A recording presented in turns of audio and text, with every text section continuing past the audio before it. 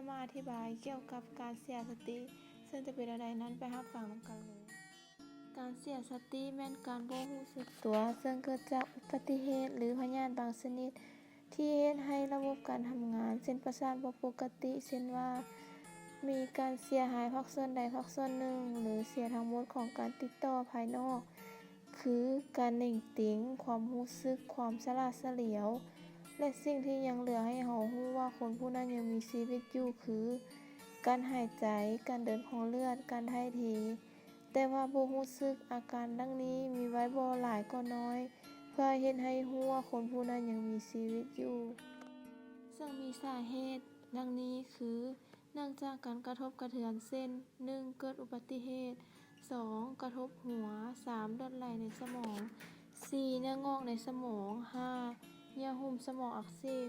6. เบาหวาน 7. ตับอักเสบ 8. มาจากการเบื่อเมาเช่น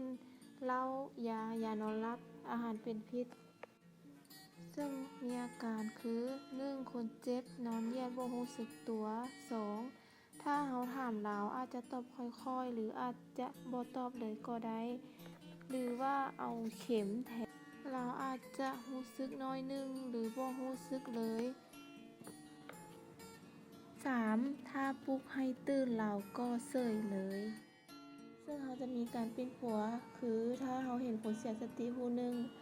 โดยบ่รู้สาเหตุต้องปฏิบัติดังนี้ 1. ถ้าบ่หายใจเราต้องเฮ็ดการหายใจเทียมให้ 2. ถ้ายังหายใจอยู่ให้เอาคนเจ็บนอนหงายให้หัวเอียงไปทางข้างถ้าว่าหน้าเราแดงย่อหัวเราให้สูงขึ้นหน่อยนึง 3. ถ้าห้ามเลือดให้หยุดถ้ามีเลือดไหล 4. แก้เครื่องนุ่งห่มออก 5. ถ้าอยู่ในเรือนต้องไขประตูบ้องเยี่ยมออกเพื่อให้คนเจ็บได้รับอากาศเพียงพอ